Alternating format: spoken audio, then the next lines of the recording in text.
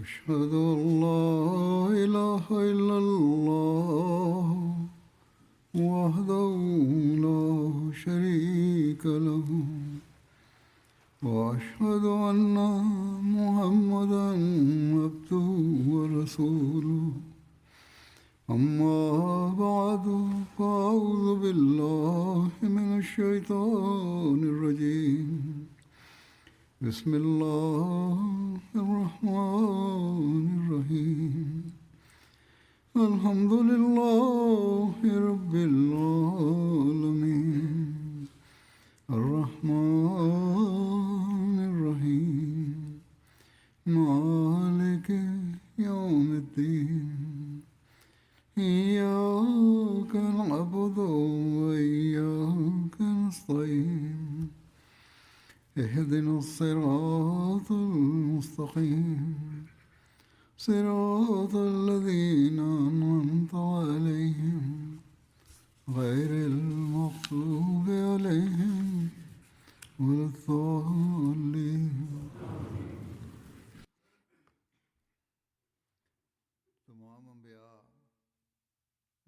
Bütün peygamberler dünyaya tevhidi yerleştirmek için geldiler. Ve onlar milletlerine bunu öğrettiler. Ancak şanssızlıkla çoğu tevhidi bıraktı.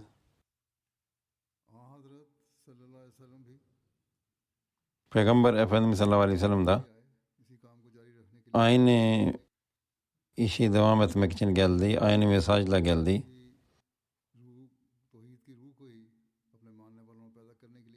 Ve tevhid ruhunu kendisine tabi olanlar içinde yerleşmeye geldi.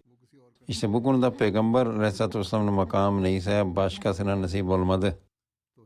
O tevhide iman etmek için telkinde bulundu ve Allah'tan ilim alarak tevhidin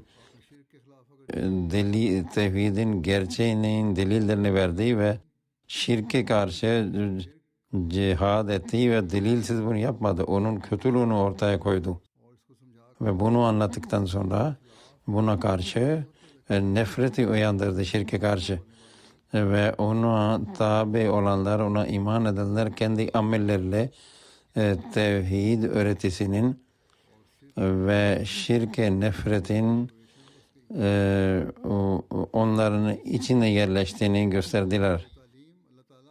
İşte Allah-u Teala'nın kendisine verdiği öğreti o kadar kapsam idi ki ve o kadar etkileyiciydi ki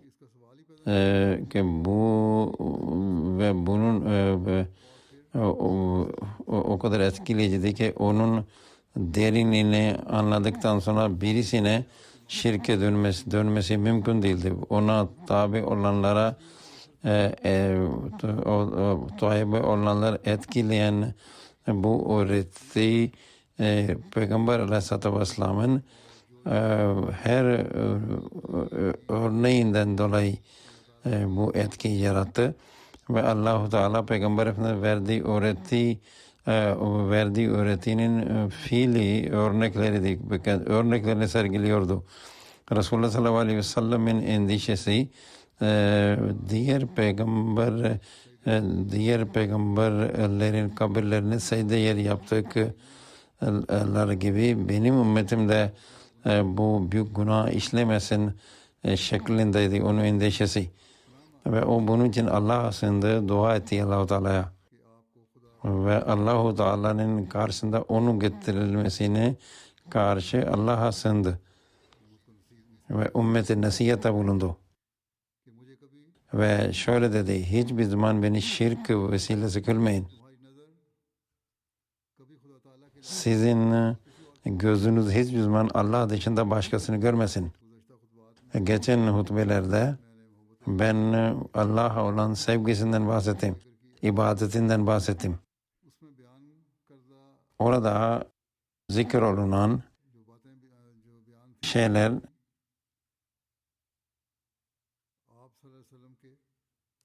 जिस वाक़या को भी उस हवाले से पेश किया o Peygamber Efendimiz sallallahu aleyhi ve sellem'le ilgili hangi olayı anlattıysam onlar hepsi tevhide götüren olaylardı.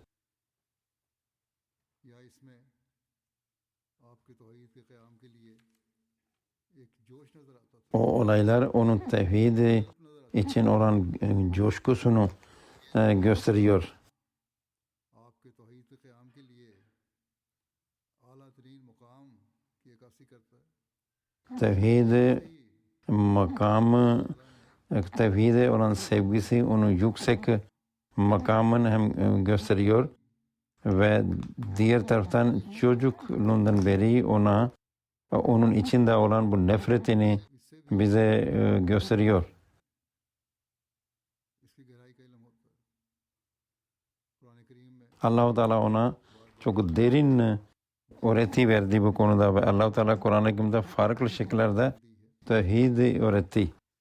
जैसा कि अल्लाह ताला सूरह अंबिया में फरमाता Allah-u Teala Enbiya suresinde şöyle buyurur. है, वमा अरसलना मिन وَمَا أَرْسَلْنَا مِنْ قَبْلِكَ مِنْ رَسُولٍ इल्ला नूही إِلَّا نُوحِي إِلَيْهِ इन्नहु ला इलाहा इल्ला अना إِنَّهُ لَا إِلَهَ إِلَّا أَنَا فَاعْبُدُونِ और हमने तो इससे पहले कोई Ve biz de senden böyle hiç peygamber göndermedik. की तरफ वही करते थे, Ama biz ona vahiy ederdik सिवा कोई मौका ki benden başka बस मेरी ही इबादत। mabut yok. Onun için bana ibadet edin. फिर इबादत के जो उसलूब आपको सिखाए Ve ondan sonra Allah Teala आपने ibadetin yollarını ona öğretti ve ona tevhid ve Peygamber Aleyhisselam tevhid hakkını ödeyerek bu ibadet etti. Bunun diğer dinlerinde hiç izi bile yoktur. Allah Teala Kur'an'da şöyle diyor: "Kul inni umirtu en abudallaha muhlisan lahuddin." तू कह दे De ki bana emredildi ki ben Allah'a ibadet edeyim. Onun için dinini halis ederek edeyim. İşte bir gerçek bir Müslüman bunu okuduğu zaman o da ilan edecektir ki ben halis Allah için ibadet edeceğim ve halis tevhidin gerçekleşmesi için ben çaba sarf edeceğim ve Resulullah sallallahu aleyhi ve sellemin üsvesine uyacağım. इस ऐलान के साथ Ve Resulullah sallallahu aleyhi ve sellemin bu ilanına uyarak ben bunu yapacağım. खालिस तौहीद के क़याम Eğer biz halis tevhid ile ibadetlerimizin seviyelerini yükseltecek olursak o zaman biz inkılap yaratacağız. Ve o zaman biz gerçekten muvahhid yani tevhide inanan denecek bize. Allah Teala diyor fa'budullah ve la tuşriku bi şey'a. Allah'a ibadet edin ve hiçbir şey ona ortak koşmayın. Başka bir yerde şöyle buyurur ve ilahukum ilahun vahid la ilahe illa huver rahmanur rahim. Ve sizin mabudunuz bir tek mabudur. Bir tek o Rahman ve Rahim olan Allah. फिर कुरान करीम Sonra Kur'an-ı Kerim'in sonuna doğru अल्लाह ताला अपनी Allah-u Teala tevhidin kıyamını şöyle anlatır. Kul huvallahu ahad. Allahu samad. Lam yalid ve lam yulad. Ve lam yekul lahu kufuven ahad. तू कह दे De ki Allah birdir. अल्लाह बेइतियाज O kimseye muhtaç değildir. Hiç kimseye o doğurmadı ve o da doğurulmadı. Ve o da hiç kimse ona eşit olan kimse yoktur. Ona denk olan. हर किस्म के Allah-u Teala burada her türlü şirkten reddettiğini ilan buyurmaktadır. Ve Peygamber Efendimiz sallallahu aleyhi ve selleme şöyle buyurdu. Dünya bunu ilan et. बस जब आपके मानने वाले भी ये Bas ona iman edenler bunlar okuduğu zaman bizim vazifemiz bu halis tevhide ilan etmektir. में ऐलान किया गया है और Yani bu surette ilan edilen bu को ये बताएं bu tevhid ve ilan edilen ve kendi yaptık kendi fiili şehadetimizle bunu gösterelim ki Allah gerçekten o tektir ve o hiç kimseye muhtaç değil ve her şey ona muhtaçtır ve o ne birisinin babasıdır ne de birisinin oğludur ve hiç kimse ona denk değildir. Bu öyle bir ilandır ki her dinin bozulmuş olan öğretisini reddiyesini yapar ve bunun ilanıyla insan Allah'a yaklaşabilir ve onun yakınlığı ona nasip olabilir. Bunun en güzel örneği Hazreti Resulullah sallallahu aleyhi ve sellem'in zatındadır. Onun hayatının her saniyesi tevhidin kuruluşu için geçti. Ve benim demin söylediğim gibi çocukluğundan beri o tevhid üzerindeydi. Ve halis tevhid için Allah-u Teala onu yetiştirmişti. İşte Kur'an-ı Kerim'den bazı örnekleri sundum. Ve bu örneklerle Kur'an-ı Kerim doludur. Peygamber Efendimiz sallallahu aleyhi ve sellem'in siretinden de bazı olaylar ben anlatacağım. Böylelikle onun çocukluğundan peygamberlik zamanına kadar ki onun tevhide içine olan sevgisini bu anlatacak ve çabasını anlatacak. Onun fıtratı öyle tertemiz idi ki tevhid için o sevgi onun içinde, onun zerresi içine yerleştirilmişti. Ve onun ve peygamberlik makamından önce de o şirkten ve putlardan nefret ediyordu. Hazreti Ümmü Eymen diyor ki bu ana bir put idi ve Kureyşliler ona çok severlerdi, saygı gösterirlerdi, fedakarlıklarda kurban keserlerdi onun için ve senede bir kere gidip ona orada itikaf ederdi ve Ebu Talib de oraya giderdi ve Resulullah sallallahu aleyhi ve sellem yanlarına götürmek istiyordu. Ama Resulullah sallallahu aleyhi ve sellem bunu reddediyordu.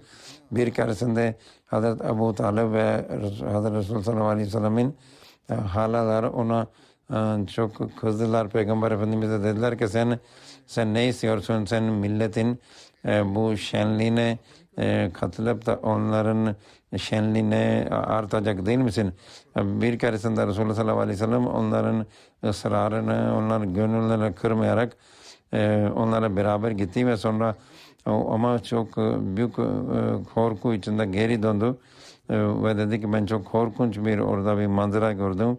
Hala dediler sen ne gördün? Bu senin gibi o dedi ki ben putun yaklaşmak isteyince bir beyaz giyinmiş bir kişi bana yüksek sesle diyordu geri dur ve bu puta sakın dokunma. Ve Resulullah sallallahu aleyhi ve sellem böylelikle hiç böyle bir toplantıya katılmadı ve böyle müşriklere yakışan şeylerden onu korudu. Bu peygamberlikten önceki bir olaydır. Ve Resulullah sallallahu aleyhi ve sellem amcasıyla beraber Suriye'ye doğru, Şam'a doğru yola çıktı. Bahira isimli bir rahip, Hristiyan bir rahip kendisiyle görüştü. Ve Resulullah sallallahu aleyhi ve sellem bazı sorular sordu. Onun bir sorusunun cevabın Resulullah sallallahu aleyhi ve sellem şöyle dedi bana Lat ve Uzza isimli putlar hakkında sorma. Ben Allah adına yemin olsun ki onlardan daha çok beni nefret ettim. Hiçbir şey yoktur.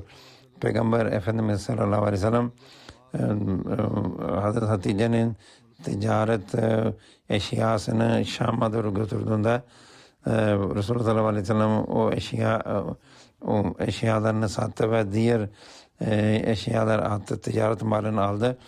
Resulullah sallallahu aleyhi ve sellem ve başka bir insan arasında bir konuda ihtilaf oldu. Bu adam şöyle dedi, Lat ve Uzza'ya yemin et, ben o zaman senin sözünü kabul ederim. Resulullah sallallahu aleyhi ve sellem şöyle buyurdu, ben hiçbir zaman bu putlara yemin etmedim. Ben onların yanında da geçerken bile ben yüzümü çeviririm. Sen bana nasıl diyorsun ki ben onların yemin edeyim, bu mümkün değildir. Aynen tevhidin için o mağarasına giderdi. Bunu önce de ben söyledim. Ve Allah-u Teala'nın ibadeti ve tevhid için bir aşk vardı kalbinde. Onun için onun kalbi çırpınıyordu. Mirza Bashir Ahmed şöyle anlatıyor radıyallahu teala anhu. Hira mağarası Mekke'nin işte tepelerinden bir tepesindedir. Mekke'den 3 mil uzaklıktadır. Bugünlerde bunu Cebel-i Nur diyorlar. Peygamber Efendimiz sallallahu aleyhi ve sellem putlardan çok nefret ederdi ve o putta tapanları ve hem putları hem de onları tapanlara karşı üzülüyordu. Onun için Beysetinden yani peygamber olarak gelişinden önce mağara giderdi ve orada Allah'a ibadet ederdi. Resulullah sallallahu aleyhi ve sellem 40 yaşına gelince Cibril aleyhisselatü vesselam geldi ve ilk vahiy getirdi kendisine. Onunla Resulullah sallallahu aleyhi ve sellem Allah-u Teala onu görevlendirdi ve bu vahiyde Resulullah sallallahu aleyhi ve sellem insanları tevhide çağırdı ve şirke karşı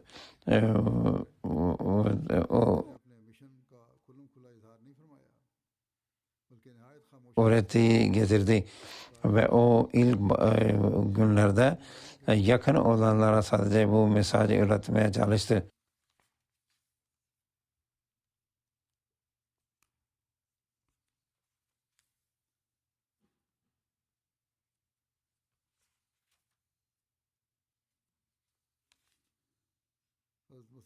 Hazreti Mesih Maud Aleyhisselatü Vesselam şöyle buyuruyor. Bizim Peygamberimiz sallallahu aleyhi ve sellem hakikati ortaya koymak için en büyük mücaddeleydi. O kaybolmuş doğruluğu geri getirdi ve bu övgüde hiçbirisi bizim Peygamberimizle ortak değildir. O bütün dünyayı bir tariki, bir karanlık içinde buldu ve onun gelişi bu karanlık nura dönüştü ve onun geldiği millet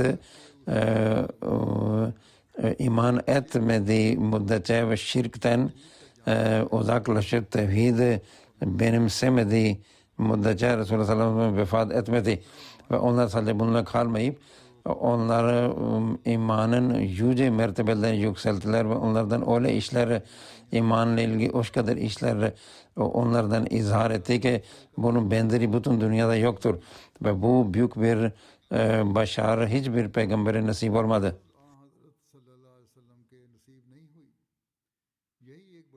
İşte Hazreti Peygamber'in sallallahu aleyhi ve sellem'in peygamberliğine dair en büyük delil budur. O öyle bir zamanda gönderilmiş ve teşrif etmiştir ki o zaman son derece zulmet yani karanlık içindeydi ve tabiat gereği veya ve doğal olarak şan bir islahatçıya muhtaçtı o zaman ve sonra o öyle bir zamanda dünyadan intikal etti ki milyonlarca insan şirki ve putperestliği bırakıp tevhidi ve doğru yolu seçmişlerdi ve gerçekte bu tam ıslah ancak ona mahsustu. O vahşi karakterli ve hayvan tabiatlı bir kavmi insan haline getirdi ve onlara öğreterek ve onlara tahsilli insanları eğitimli insan haline getirdi ve ondan sonra o eğitimli insanlardan sonra Allah'a adanmış insanlar yaptı. Onlara maneviyat üfledi ve gerçek Allah ile bağlarını kurdu. Onlar Allah yolunda koyunlar gibi boğazlandılar, karıncalar gibi ayaklar altında ezildiler ama imanı elden bırakmadılar. Aksine her bir musibete daha ileri adım attılar. Dolayısıyla kuşkusuz Peygamber Efendimiz sallallahu aleyhi ve sellem maneviyatı tesis etme bakımından ikinci adımıydı. Hatta gerçek adım oydu ki onun aracıyla ve hatırına tüm insani faziletler kemale erdi ve tüm iyi yetenekler kendi işlerine yöneldi. İnsan fıtratının hiçbir dalı meyvesiz kalmadı ve hatmi ve hatmi nübüvvet onda sadece zamanın sonu olması nedeniyle değil, aynı zamanda tüm peygamberlik kemalatının onda son bulması nedeniyle gerçekleşti. Sonra o şöyle diyor: İlahi, sana binlerce kez şükürler olsun ki bizi kendini tanımanın yolunu bizzat gösterdin ve pak kitaplarını indirerek fikir ve akıl hatalarından, yanlışlarından korudun. Salat ve selam Peygamber Efendimiz sallallahu aleyhi ve sellem, Seyyidina Muhammed Mustafa sallallahu aleyhi ve sellem ve onun âline, ashabına olsun ki Allah onunla kayıp olmuş bir alemi doğru yola iletti. O mürebbi ve menfaat sağlayıcı ki kayıp olmuş mahlukatı tekrar doğru yola getirdi. O muhsin ve ihsan sahibi ki insanlar şirk ve put belasından kurtardı. O nur ve nur saçan ki tevhid ışığı dünya yadı. O hakim ve zamanın tabibi ki bozulmuş kalplerin ayağını doğruluğa sabitledi. O kerim ve keramet sahibi ki ölülere hayat suyu içirdi. O rahim ve merhametli ki ümmeti için dert yandı ve acı çekti. O seçatlı yani cesur ve pehlivan ki bizi ölümün ağzından çekip çıkardı. O halim ve nefsinden geçmiş insan ki kullukta başını eğdi ve kendi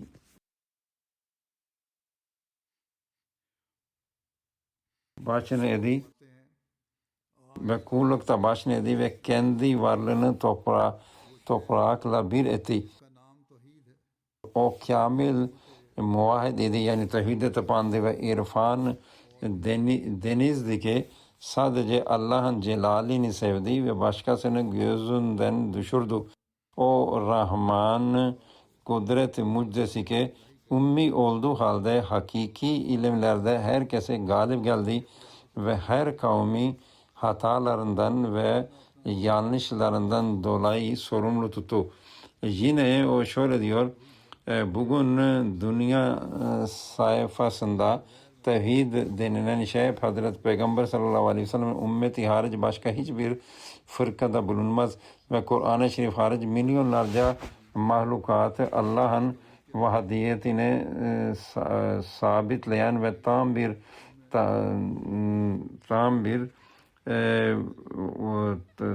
tamizle o gerçek Allah'a rehberlik eden başka bir kitabın izine rastlanmaz. Her kavim kendi yapay tanrısını edinmişti.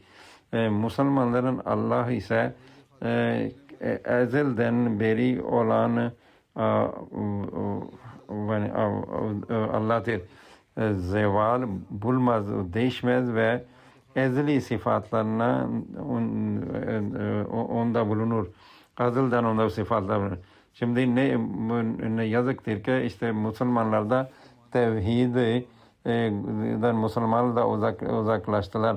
Ve onun için işte ve bundan dolayı bu tevhidden uzaklaştıkça bu Müslümanlar Allah'ın sıfatlarında da uzaklaştılar. Bunun için Resulullah sallallahu aleyhi ve sellem'in gerçek hizmetkar olan Mesih-i Maud aleyhisselam tabi olan insanların işidir gerçek tevhidi yerleştirmek ve bunun için bizim hem çaba hem de dua etmemiz lazım.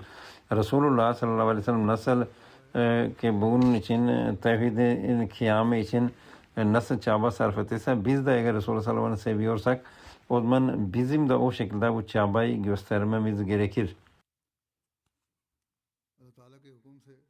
Allah'ın emriyle tevhidin ikamesi için nasıl o çaba sarf etti ve bunun için nasıl zorluklara katlandı.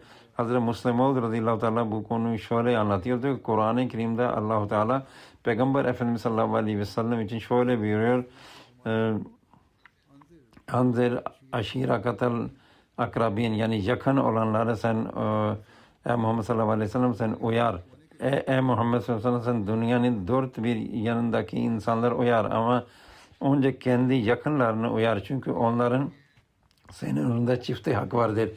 Bir hak şudur ki dünyanın geri kalanı gibi onlar da helak olmaktadır. Diğer hak ise senin akrabaların olmalar ve babalarının dedelerinin sana bir zamanlar iyilik etmiş olmalardır. İngilizce'de meşhur bir atasözü vardır. Charity begins at home. Yani sadaka ve hayır önce evden başlar. Aynı şekilde vaaz ve nasihat de önce hep evden başlanmalıdır. Nitekim Muhammed Resulullah sallallahu aleyhi ve sellem bu emri şöyle yerine getirdi. Mekke geleneğine uygun olarak Safa tepesine çıktı ve Cesli kabilelerin adını tek tek seslenmeye başladı. Önce Ali Galib'i çağırdı ve onları Mescid-i Haram'dan çıkıp Safa tepesinin eteklerine geldiler. O sırada Ebu Lahab Resul-i Ekrem'e dedi ki Ali Galib geldiler. Ne söyleyeceksen söyle. Fakat Hazreti Peygamber sallallahu aleyhi ve sellem Ebu Leheb'in hiç sözüne hiç kulak vermedi.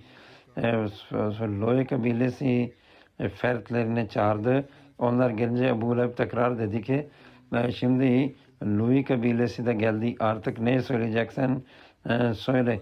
Resulullah sallallahu aleyhi ve sellem yine onun sözünün dikkate almadı ve değer vermedi. Ve Ali Mürre'yi çağırdı. Onlar da geldiler. Sonra Ali Kilab ve Ali Kusey'i çağırdı. Ta ki tüm insanlar herkes oraya geldi. Kendisi gelemeyenler ise o kendi Resul'ün ne diyeceğini öğrenmek için temsilcilerini gönderdiler. Herkesi geldikten sonra Resulullah sallallahu aleyhi ve sellem dedi ki eğer ben size şöyle desem bakın şöyle desem ki şu dağın arkasında size saldırmak isteyen büyük bir ordu toplanmaktadır. Bu sözüme inanır mısınız, inanmaz mısınız? Onlar dediler ki neden inanmayalım? Senin sözüne mutlaka inanırız. Çünkü biz seni daima doğru sözlü ve dürüst bulduk. Mekke şartlarını bilenler bilir ki Resul-i Ekrem sallallahu aleyhi ve sellem bu talebi gerçekten imkansız bir şeyi mümkün kabul etmeye talebi gibiydi. Zira Mekkelilerin hayvanları vadide otlarlardı ve orası bir ordunun saklanmasının imkansız olduğunu biliyorlardı. Fakat onun dediler ki Resulullah inan buna rağmen onlar dediler ki gözlerimizin aksine söylese bile biz ne diyeyim sana inanacağız. Bunu Resulullah sallallahu aleyhi ve sellem dedi ki o zaman biliniz ki Allah-u Teala beni peygamber olarak gönderdi. Eğer siz Allah-u Teala'nın gazabından, azabından korunmak istiyorsanız o zaman benim sözümü dinleyin. Bunun üzerine o Ebu Leheb dedi ki tabbet laka aleyhaza cemaatana sen tabben laka sairul ayyam aleyhaza cemaatana yani sen helak olasın veya senin ellerin felç olsun sen acaba bize bunun için mi çağırdın? Ama o muhalefet veya böyle onların tepkisi Resulullah sallallahu aleyhi ve selleme hiç bırakmadı. Ne diyeyim tevhid çabasından vazgeçirtemedi.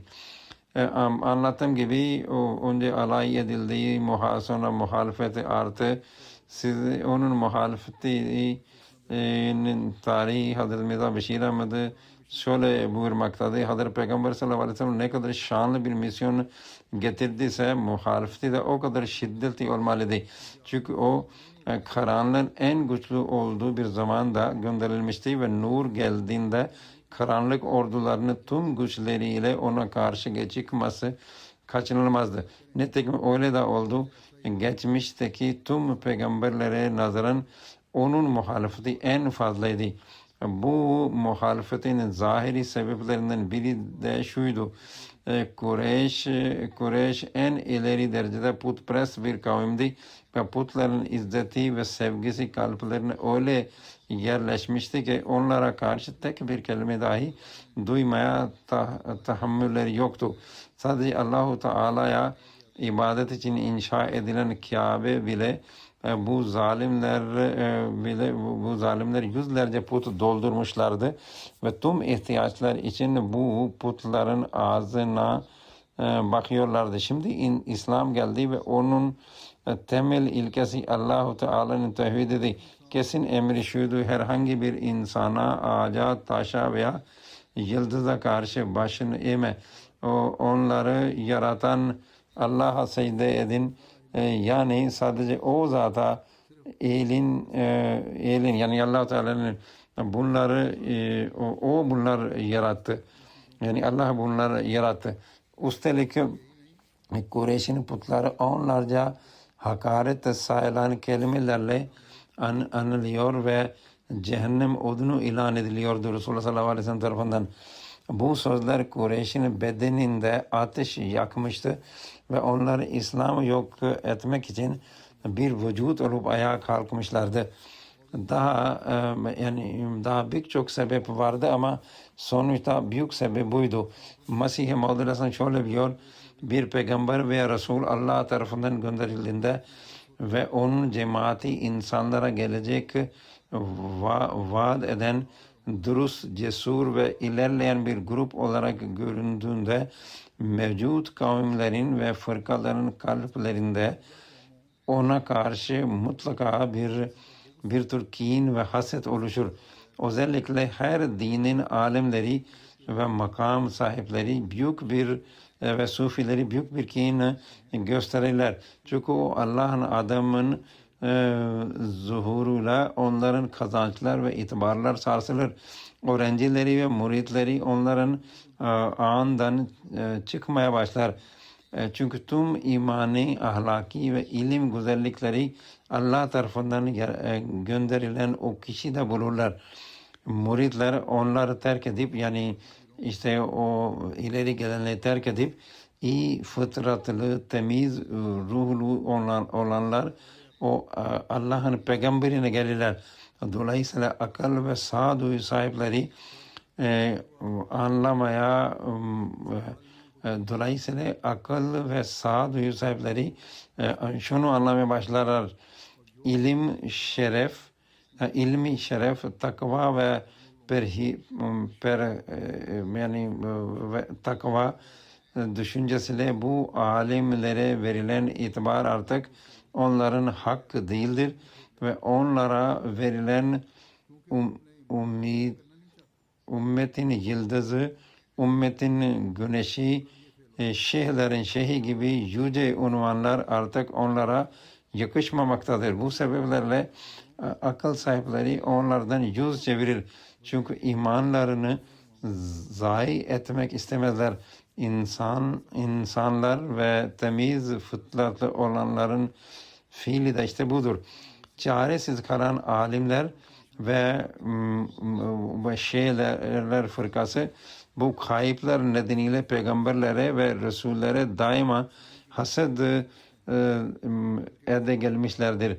Sebep de şudur: Allah'ın peygamberleri ve görevlileri zamanında bu insanların perdeleri şiddetle yırtılır.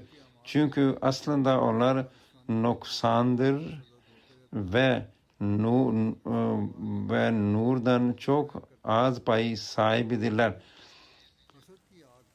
Allah'ın peygamberlerine ve dürüstlerine düşman ve dürüst olanları peygamberlerine ve Allah'ın dostlarına düşmanlıklar tamamen nefsanidir.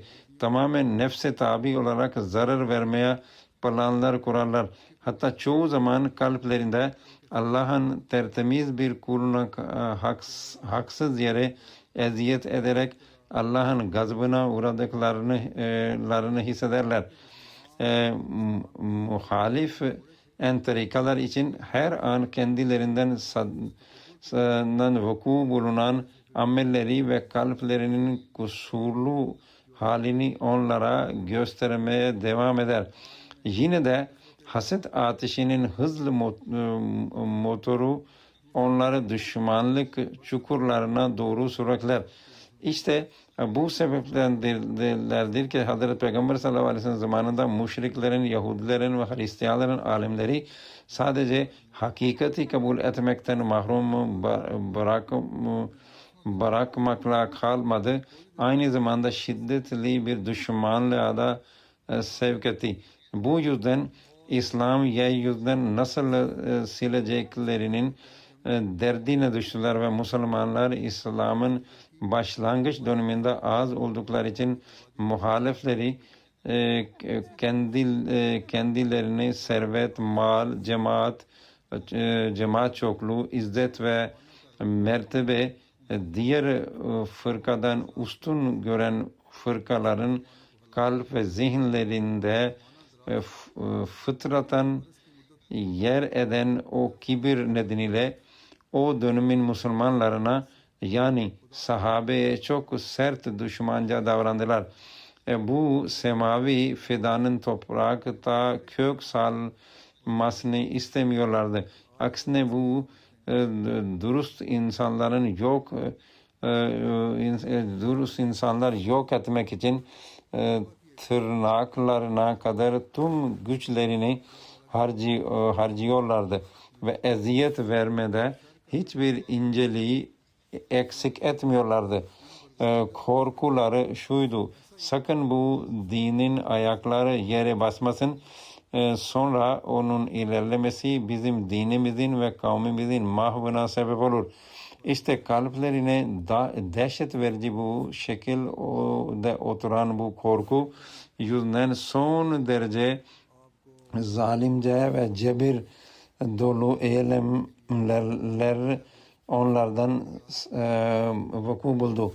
Müslümanların çoğunu acı verici yollarla katlettiler. Uzun bir zaman boyunca ki 13 yıllık bir süreydi, onların tarafındaki uygulama bu oldu. Son derece acımasız bir tarzla Allah'ın vefalı kulları ve insanlığın iftiharı, Hazreti Muhammed iftiharı olanlar o şerli hayvanların, canavarların kılıçlarla parça parça edildiler. Yetim çocuklar, aciz ve miskin kadınlar sokaklarda ve caddelerde boğazlandılar. Buna rağmen Allahu Teala tarafından kötü ve kesinlikle karşılık vermeme uyarısı vardı. Nitekim o seçilmiş insanlar da öyle yaptılar. Kanlarıyla sokaklar kızardı ama seslerini çıkarmadılar. Kurbanlıklar gibi boğazlandılar ama ah etmediler. İşte Mekke'deki kafirler Resulullah sallallahu aleyhi ve sellem'in mesajını yaymaya bırakması için hem korkuttular hem de dünya maliyle kandırmaya çalıştılar. Fakat onun cevabı hep şuydu: hayatımın gayesi budur. Ben tevhid-i dünyada tesis edeceğim. Allah-u Teala beni bunun için göndermiştir. Bu konuda Hazreti Müslim Maud radıyallahu teala anhu bir yerde şöyle buyurur: muhalefet şiddetliğinden ve bu taraftan Resul-i Ekrem sallallahu aleyhi ve sellem ashab-ı ısrarla Mekkelilere Allah-u Teala'nın şu mesajını ulaştırmaya başladığında bu dünyayı yaratan Allah tektir.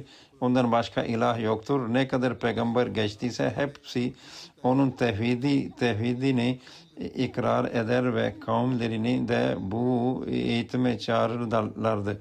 Siz tek olan Allah'a iman edin. Bu taş putları bırakın. Bunlar tamamen faydasızdır ve hiçbir güçleri yoktur. Ey Mekkeliler, görmüyor musunuz önlerine konan adakların üzerine bir sinek sürüsü konulduğunda o sinekleri bile uçuracak güçleri yoktur. Eğer biri onlara saldırırsa kendilerini koruyamazlar. Eğer biri onlara bir şey sorsa cevap vermezler. Eğer biri onlardan yardım istese yardım etmezler. Fakat tek olan Allah isteyenlerin ihtiyaçlarını karşılar, soru soranlara cevap verir, yardım isteyenlere yardım eder, düşmanlarını alt eder ve ibadet eden kullarına yüce ilerlemeler başlar, yüce makamlar başlar. Ondan nur gelir ve ona tapanların kalplerini aydınlatır. Öylesine neden böyle bir Allah'a bırakıp cansız putların önünde eğiliyor ve ömrünüzü ziyan ediyorsunuz? Görmüyor musunuz? Allahu Teala'nın tevhidini bıraktığınız için fikirleriniz de kirlendi, düşünceleriniz de kirlendi, kalpleriniz de karardı. Türlü evhamı ve kuruntu eğitimlere ve kuruntulara düştüğünüz müptelasın tevhidi bıraktığınız için kalplerinizde evhamlar oluşuyor. Helal ile haram arasında ayrımınız kalmadı. İyi ile kötüyü birbirinden ayıramıyorsunuz. Analarınıza saygısızlık edemiyorsunuz. Kız kardeşlerinize ve kızlarınıza zulmediyorsunuz ve haklarını vermiyorsunuz. Eşlerinize karşı davranışınız iyi değildir. Yetimlerin hakkını yiyorsunuz ve dullara kötü davranıyorsunuz. Fakirlere ve zayıflara zulmediyorsunuz. Başkalarının hakkını gasp ederek büyüklük taslamak istiyorsunuz. Yalan ve hileden utanmıyorsunuz. Hırsızlık ve soygundan nefret etmiyorsunuz. Kumar ve şarap sizin meşgulelerinizdir. İlim tahsiline ve milli hizmete ilginiz yok. Tek olan Allah'tan ne zamana kadar gafil kalacaksınız? Gelin ve kendinizi düzeltin. Zulmü bırakın. Bu kötülükler içinde yer etmiş bunlar düzeltin. Bugün de bu kötülükleri taşıyanlar tevhidden uzak olmaları nedeniyledir. Kötülüklerini barındırdığı bu kavimlerde eğer bir iki iyilik varsa bile okudum bu kötülüklerin pek çoğu onlarda bulunur ve bunun sebebi tevhidden uzak olmalarıdır. Ne yazık ki bazı Müslümanların hali de budur. Hazreti Müslim'in sözünün devamında şöyle diyor: Allah'ın yakınlığı kazanmanın yolu her hak sahibine hakkını vermektir. Bu çok önemli bir şeydir. Eğer Allah mal verdiyse bu vatan ve millet hizmetinde zayıfların ve fakirlerin ilerlemesi için harcayın. Kadınlara saygı gösterin ve haklarını ödeyin. Yetimleri Allah Teala'nın emaneti sayın ve onlara bakmayı en üstün iyilik bilin. Dulların dayanağı olun. İyilikleri ve takvayı tesis edin. Sadece insaf ve adaletle yetinmeyin. Merhamet ve ihsan ilkeniz olsun. Sadece adalet değil, merhamet de olmalı, ihsan da olmalı. Bu bir müminin eğitimidir. Bu dünyaya gelişiniz boşuna gitmemeli. Kalıcı iyilik tohumları ekilmesi için ardınızda güzel izler bırakın. Hak gerçek manada almakta değil, fedakarlık ve özveridedir. Sadece hakkınızı almaya çalışmayın. Fedakarlık ve özveri de gereklidir. Öyleyse fedakarlık yapın ki Allah'a yakın olun. Allah'ın kullarına karşı özveri örneği gösterin ki Allah katında hakkınız sabit olsun. Bunlar işte hakiki tevhid üzere sabit kalmanın alametleridir. Şüphesiz biz zayıf ama zayıflığımıza bakmayın. Bunu da ilan ettiniz. Bunu da Resulullah ilan etti. Göklerde hakiki hükümdar Allah'tır.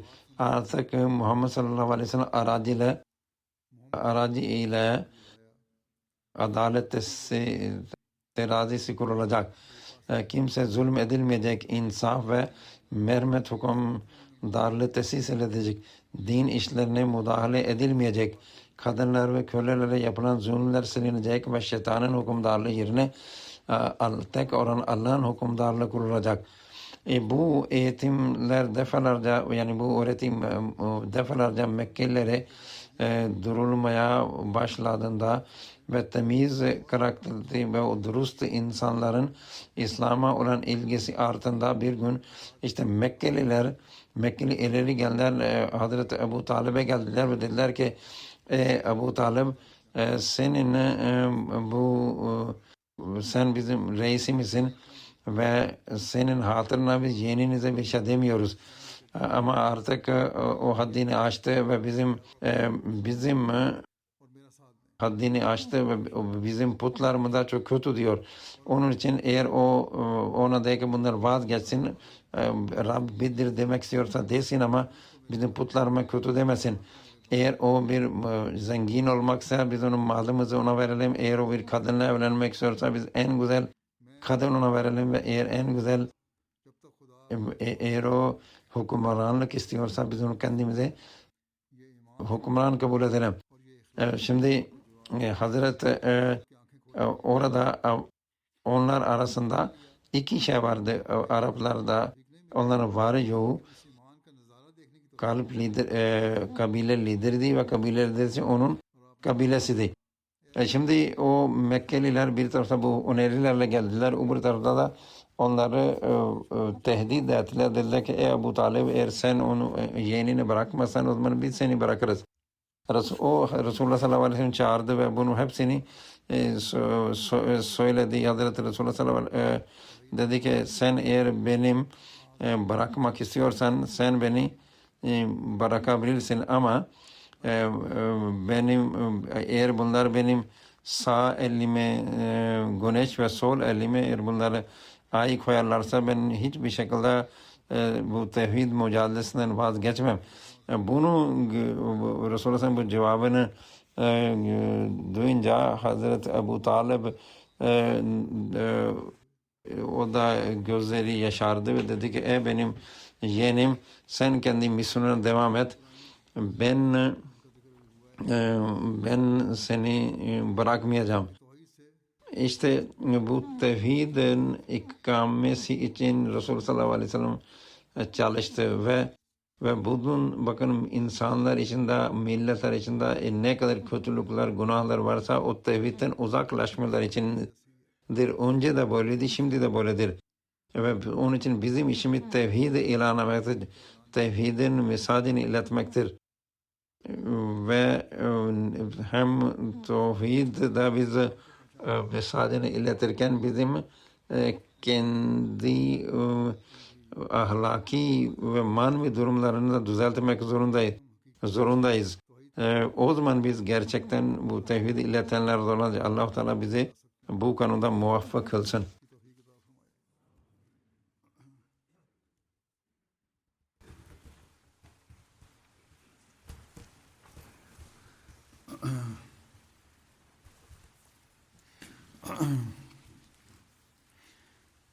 Elhamdülillah